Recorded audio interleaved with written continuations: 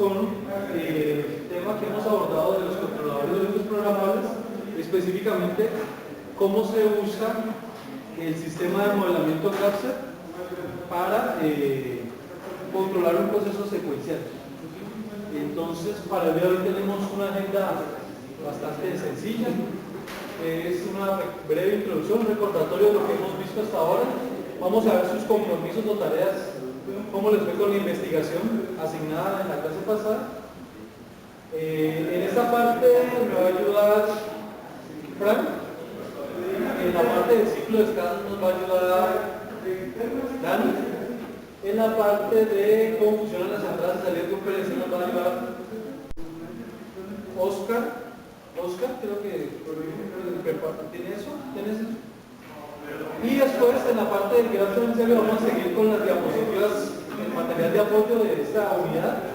Vamos a ver un ejemplo de aplicación y vamos a ver posteriormente un caso concreto, un ejemplo práctico de una banda transportadora, y al final pues haremos un ejercicio y vamos a asignar otros compromisos o tareas.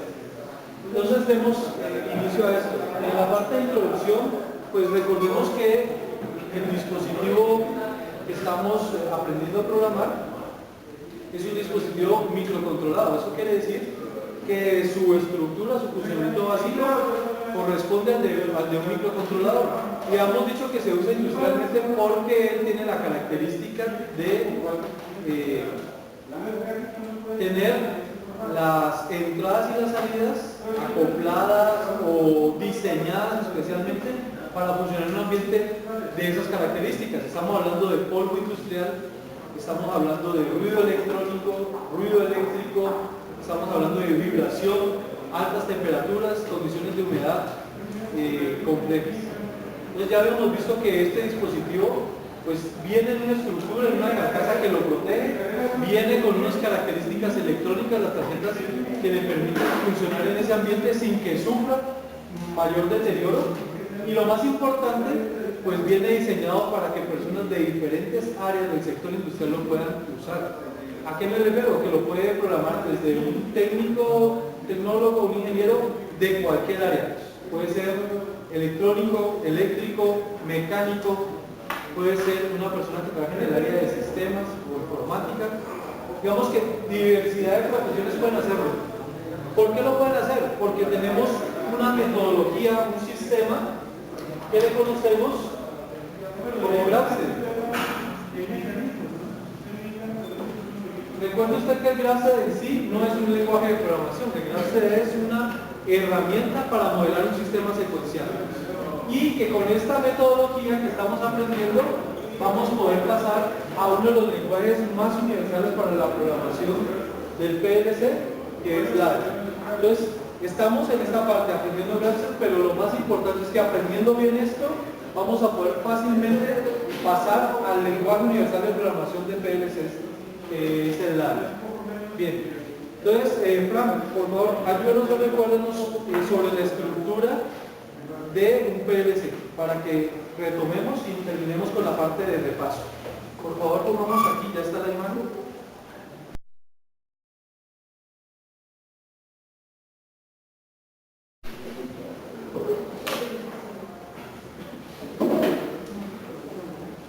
Bueno, básicamente lo primero que debemos de hacer es saber pues qué es un PLC. Es un controlador lógico programable, y en la gráfica que podemos ver vamos a ver cómo está dividido básicamente. Es un dispositivo electrónico muy utilizado en la automatización industrial y pues, controla la lógica funcional de máquinas, plantas o procesos industriales. Diríamos que está dividido en tres partes. Entradas, una unidad lógica controlada, y salidas. Entonces tenemos nodos de entrada que son a través de sensores, pulsadores o botones también, y estas entradas entran a una CPU, unidad central de proceso, que se encarga de, pues digamos así, de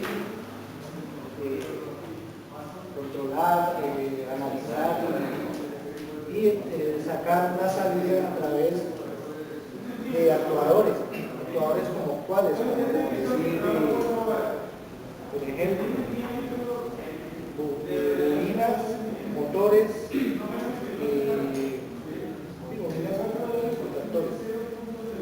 dice, una de las cosas que investigué aquí, por ejemplo, que la información de las entradas a la CPU es procesada y pues esa información es enviada a la unidad de salida que pueden coordinar a través de los archivadores.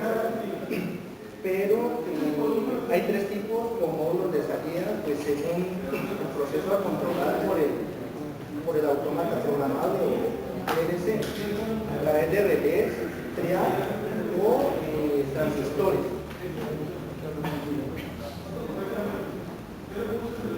Bueno, entonces tenemos un microcontrolador que tiene su CPU, ¿cierto?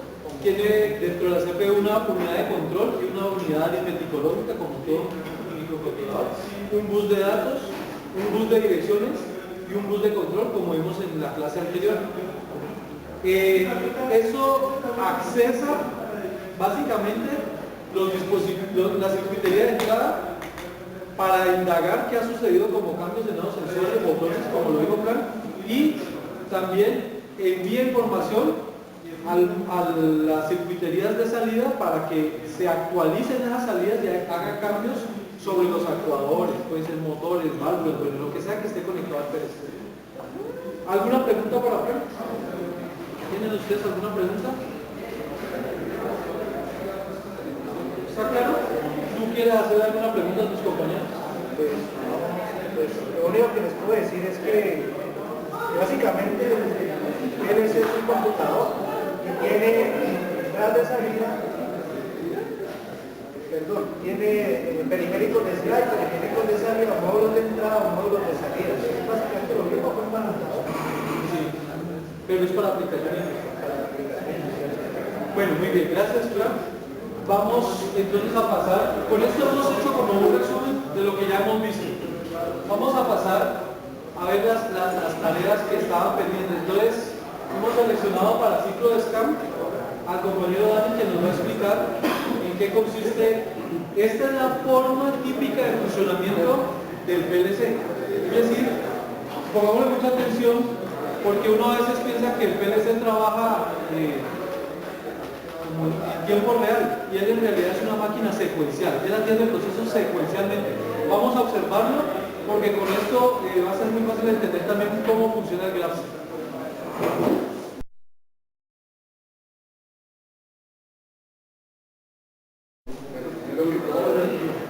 Primero que todo, el ciclo de SCAN es un ciclo secuencial, por lo que se van ejecutando las instrucciones almacenadas en una memoria de forma consecutiva o cíclica. O sea que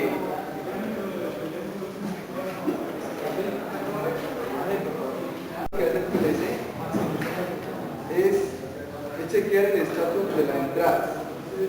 Él observa si las entradas están activas o inactivas. Y estas son directamente guardadas en una memoria para seguir con el paso secuencial que es. O sea, los cambios que hayan presentado en las entradas, los lee y los guarda en una posición. Sí. Ya. Bueno, luego la ejecución del programa. Este ejecuta una instrucción a la vez. O sea, este lo que hace es si la primera entrada está activa, que se active la primera salida.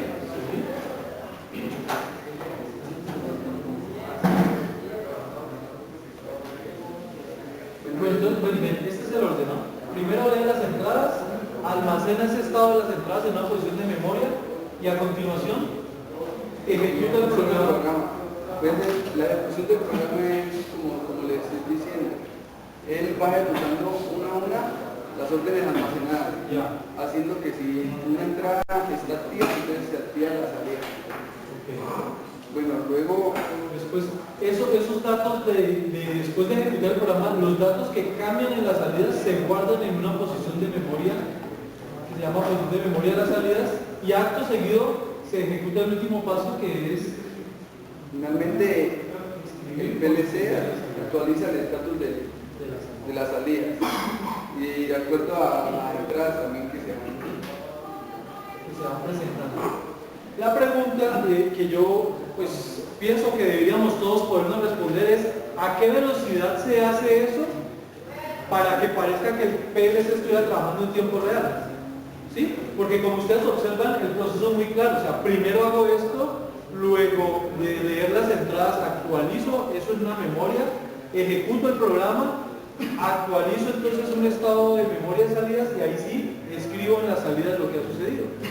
Si eso se hace en ese ritmo, debe hacerse a una velocidad muy alta.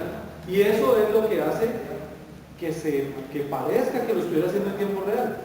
Hay algo que sucede. Claro, siempre tiene que estar energizado, tiene que estar en modo run. O sea, esto sucede cuando uno pone el PLC en modo run. No sucede antes ni después. Y en muchos casos no lo dicen, pero aquí intermedio, antes de actualizar las salidas, generalmente se atienden otras rutinas. Por ejemplo, las rutinas de comunicaciones. Cuando usted tiene un puerto Modbus o un protocolo de comunicación del PLC, entonces lo que hace el dispositivo es ir a atender esos mensajes, escribe a la red y lee los mensajes de red para que en la próxima lectura del programa pues se ejecuten las acciones que tengan que ver con datos que capturó o que envió por la red. Y se hace también un proceso de autodiagnóstico de la CPU, porque es fundamental que el PLC sepa que en medio de todo eso que está haciendo se encuentra un buen estado, o sea que está funcionando óptimamente, y eso lo hace ahí. Y sigue entonces con el proceso. Velocidad de máquina, 1 millón de veces por segundo, 10 millones de veces por segundo. Eso depende del tipo de procesador que tenga el PLC. ¿Alguna pregunta que le quieran hacer ustedes a Dani?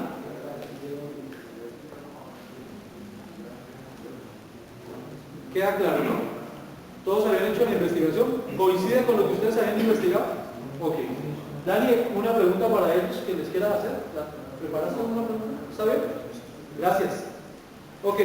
Y a continuación entonces vamos a ver cómo funcionan las entradas y salidas del PLC, que era la parte de investigación donde nos va a colaborar Oscar y nos cuenta sobre entradas autoacopladas, qué es una entrada autoacoplada, y nos va a hablar de las dos salidas más comunes que hay en el PLC, que son las salidas tipo relé y las salidas tipo transistor. Bueno,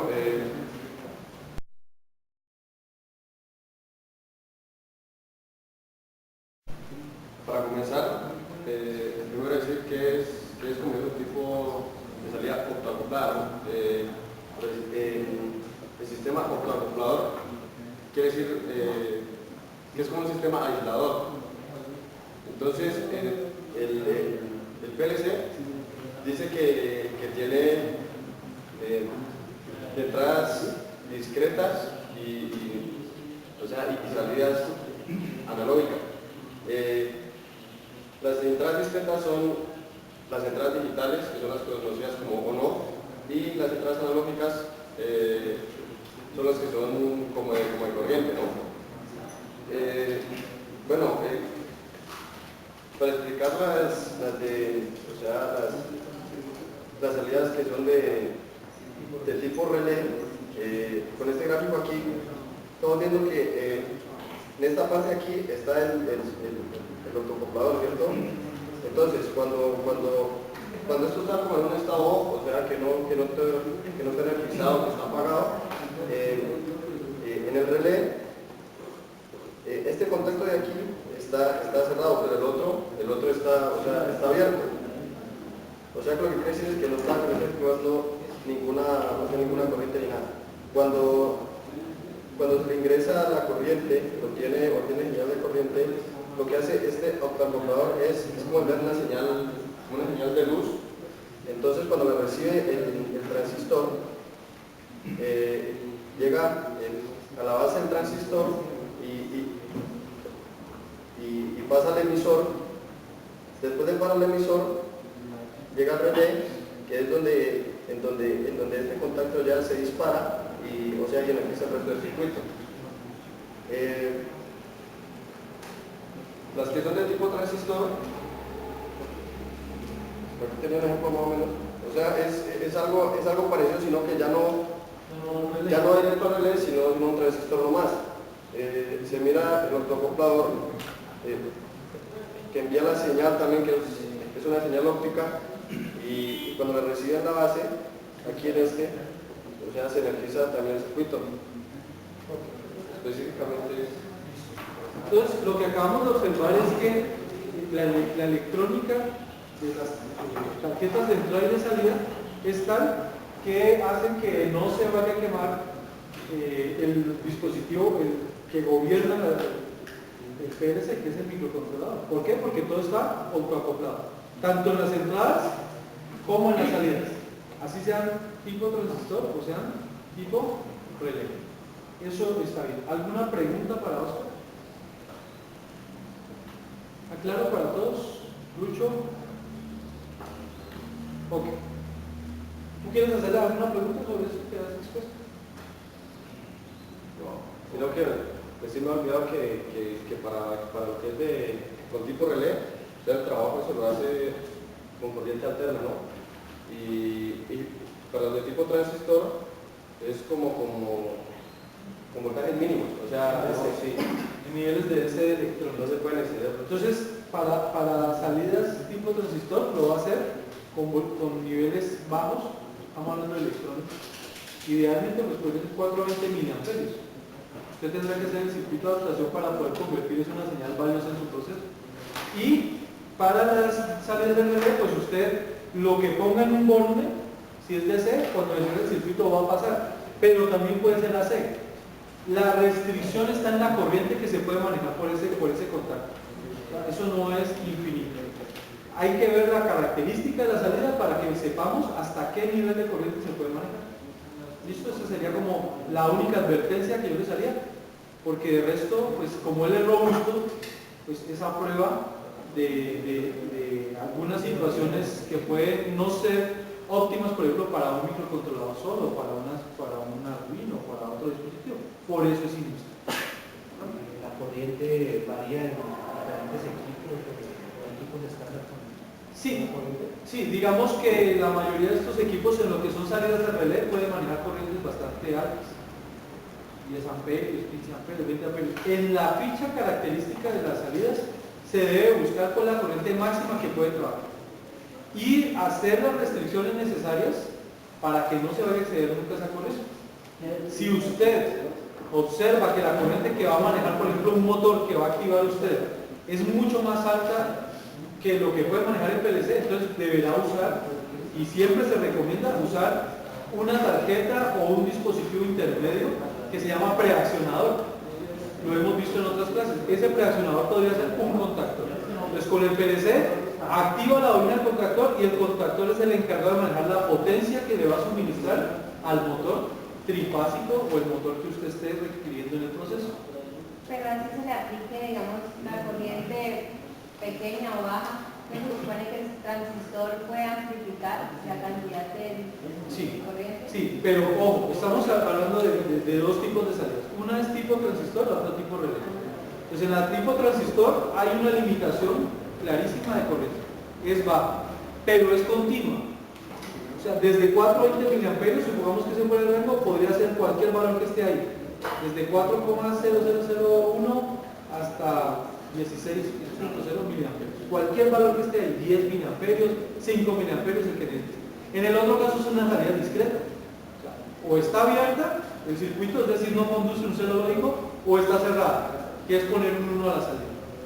Y esto va a ser muy importante porque ahorita lo vamos a necesitar en nuestro siguiente ítem, que es, vamos a tratar de...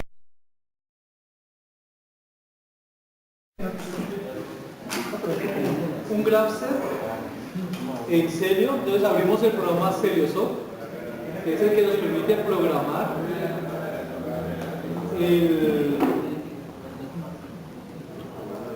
este relé programable. Vamos a darle un nuevo programa.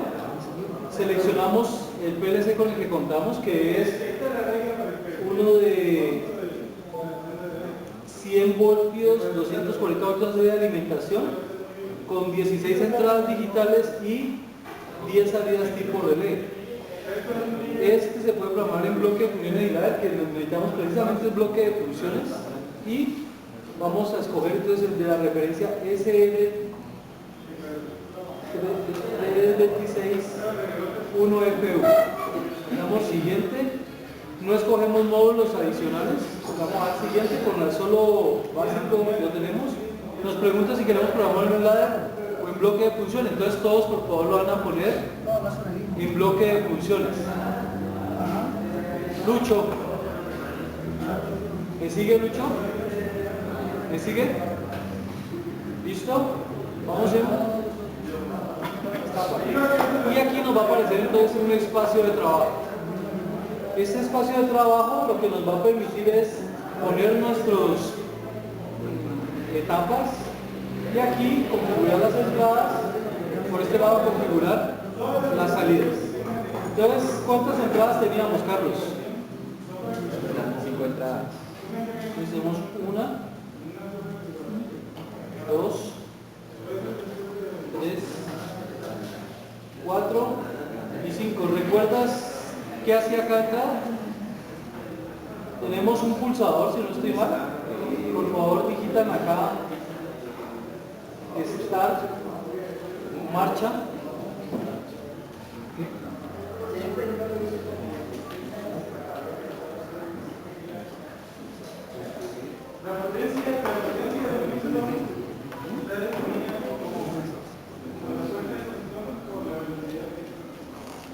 Marcha. Este comentario es una etiqueta que le ayuda a usted como programador para identificar la entrada, pero después al usuario del programa para llegar, pues digamos, más fácil a conclusiones e injerencias sobre el programa. Vamos a decir que visualice el comentario, pero que no es el número de bloque. Este era un tipo pulsador, entonces le vamos a poner esta señal.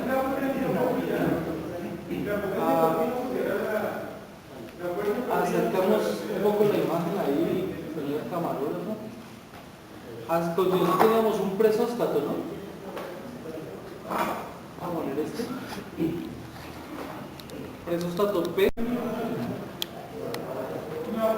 Vale. Visualizar el comentario, le damos OK. Esta tercera es un final de carrera. Vamos a poner este tipo de final de carrera para el cilindro 1. Entonces, final de carrera, cilindro 1. Y era uno de ellos.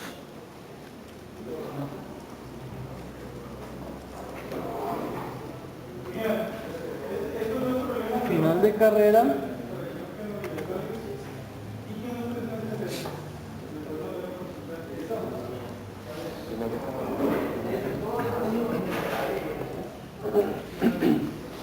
Dos inferior, quiere decir que el taladro llega abajo con ese.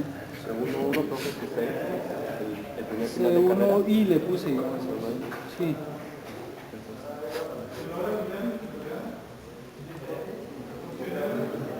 Final de carrera 2 superior. Lo más importante es que el nombre sea, le sugiera a usted información sobre la entrada que tiene disponible. ¿Son esas, Carlos? Ok. Y en salidas, Catherine, ¿qué tenemos? Cogemos aquí salidas y las llevamos hasta allá. Teníamos 4 bits, 2 para cada cilindro. 2 para el cilindro 1 y 2 para el cilindro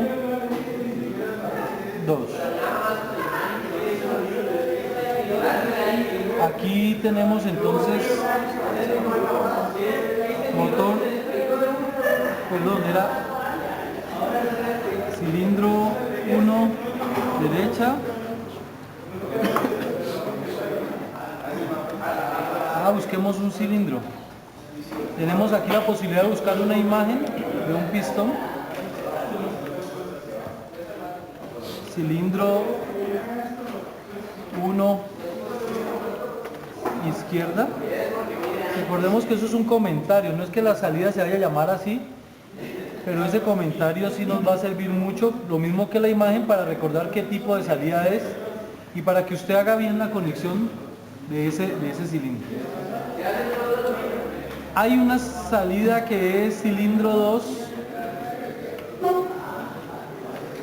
bajar. Vamos a coger también un cilindro neumático y cilindro 2, subir, que es para que retorne el taladro a la posición superior. Si de pronto los mensajes no le están saliendo, entonces se paran sobre la línea vertical derecha y corren para, pues, como correr el margen. Hay una salida que no tenemos todavía y se llama motor. Ese es el motor del taladro, ¿no? El que hace girar el mandril y en consecuencia la broca. Listo. ¿Recuerdan? ¿Listo, Caterina? ¿Esas eran las salidas? Ok. ¿Cuáles eran cuántas etapas teníamos? 5 etapas. Las etapas se sacan aquí del graph set. Etapa inicial. La segunda, no vamos a hacer una etapa con reinicialización. Y 4 etapas más, ¿cierto? Que son las tipo step, las normales.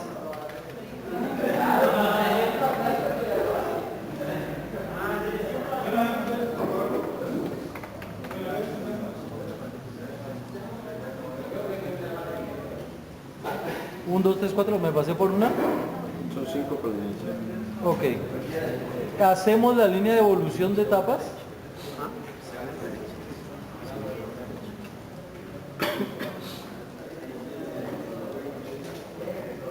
Y recordemos que para que haya automatización volvemos de la última etapa hasta la etapa inicial.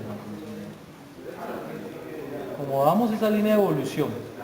Bueno, en el graph set las transiciones, que son lo que me hace o lo que me permite progresar de etapa a la siguiente, de una etapa a la siguiente, son aquellas cosas que debo conectar con la entrada del proceso, como entradas del proceso. Como entradas, entonces tengo por ejemplo el botón de start o marcha, yo lo puedo conectar aquí a una transición. ¿Sí observa? Mire usted por ejemplo que esta salida no le va a permitir, le sale un prohibido conectarla, una transición a una salida, porque no tiene ninguna lógica. Eso lo habíamos visto en la clase anterior, pero vuelvo y se lo muestro con una evidencia software aquí, que le dice, mire, no se puede, es prohibido. ¿Por qué? Porque esto siempre va a estar relacionado con las transiciones, van a estar asociadas directamente a entradas, en este caso a sensores y botones y pulsadores. La siguiente transición era el presóstato, recuerden, cuando la pieza estaba presionada, entonces dejaba de salir el cilindro 1. A continuación se prendía el motor y bajaba el cilindro. ¿Hasta dónde bajaba? Hasta que llegaba al final de carrera inferior.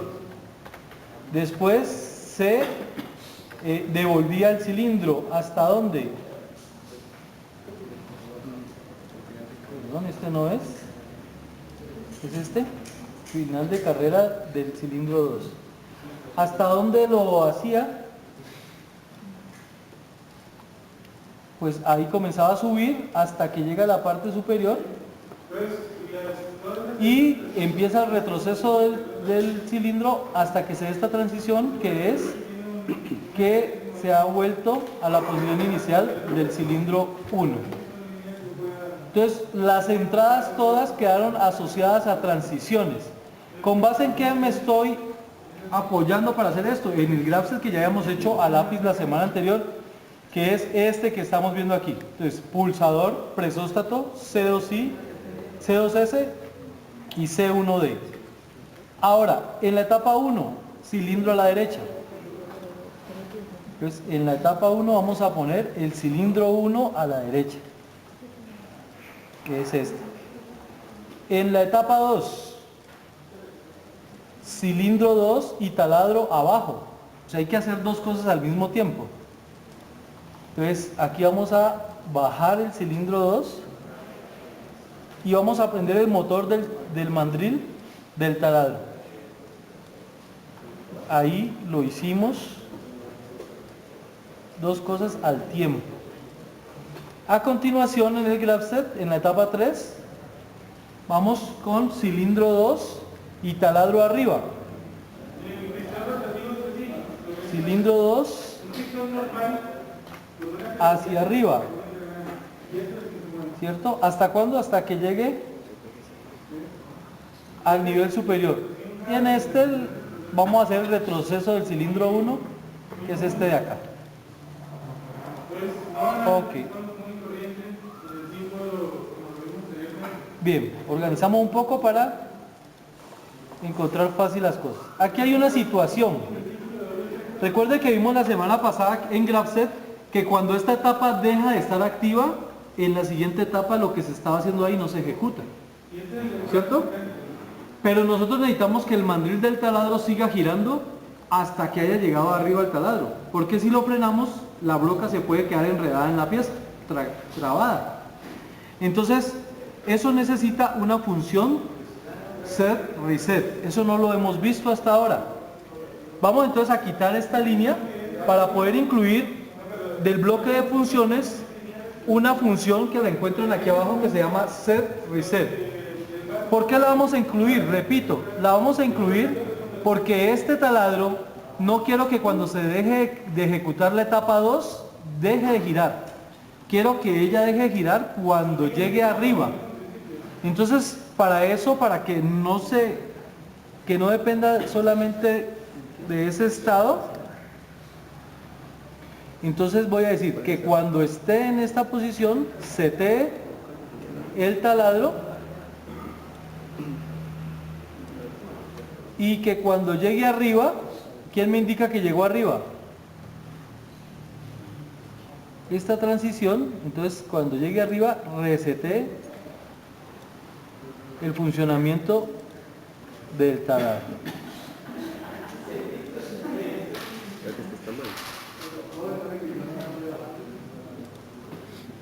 ¿Listo?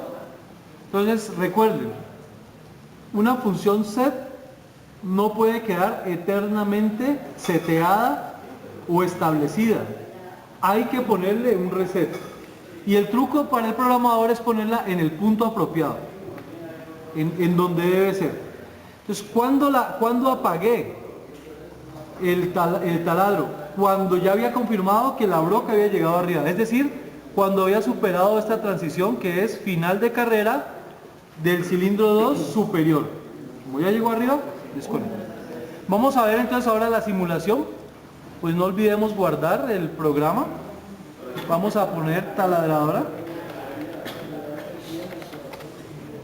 Y le vamos a dar simular. Estamos en modo edición. Esta regla, la escuadra de lápiz nos lo indica que está en modo edición. Vamos a pasar al modo simulación.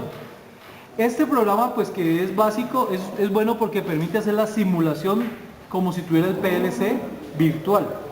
Otros paquetes básicos de otras empresas no permiten hacer eso si no está el PLC conectado. Entonces digamos que eso es otra potencialidad de este sencillo pero robusto dispositivo. Bien, le damos run, es decir, hemos puesto en marcha el PLC y en este instante tenemos la etapa 1 activa. Ninguna salida está activa porque la etapa 0, perdón, no la 1 sino la 0, la etapa inicial, no tiene asociada ninguna salida. A continuación le vamos a dar marcha y soltamos el botón de Start, ¿sí? Porque nosotros como usuarios somos los que debemos darle la información completa. Si usted le da Start, es un pulso que dura unos segundos, el tiempo que usted demora en hundir con el dedo es Start, pero debe soltarlo. Y la siguiente etapa se activó. En este momento el cilindro 1 está saliendo. Observemos que la salida está activa. ¿Hasta cuándo va a salir, Fran? Hasta que el presóstato indique que hay suficiente presión, o sea que la pieza ha sido aprisionada en la máquina. Efectivamente le damos en el presóstato esa información y evoluciona a la siguiente etapa. En esta etapa el cilindro 2 empieza a bajar y al mismo tiempo se dio el set del motor, del que hace girar la broca.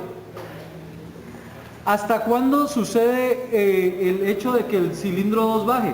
Pues hasta que llega a C2I, es decir, al final de carrera, que indica que ha llegado hasta abajo y que el hueco ya ha sido hecho en la pieza.